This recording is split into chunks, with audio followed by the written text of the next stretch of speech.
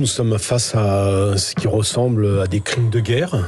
Donc, on a franchi une étape, une ligne rouge, et le procureur général de Kiev essaie d'accumuler justement tous les éléments de preuve pour en constituer suffisamment et ensuite faire en sorte qu'un jour Vladimir Poutine puisse être déféré éventuellement devant un tribunal pénal international. Nous verrons. Qu'il ne reconnaît pas, vu que la Russie n'a jamais adhéré. Donc, mais l'Amérique non plus.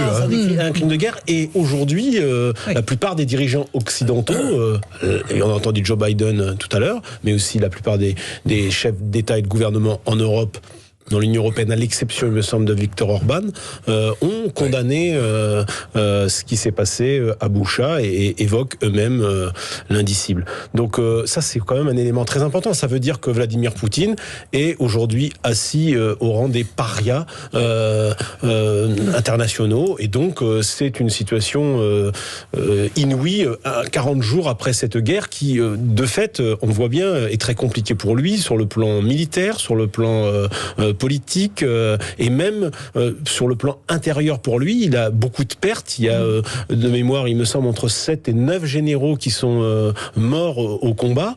C'est extrêmement compliqué, et maintenant Vladimir Poutine ne sait plus comment se dépêtrer de cette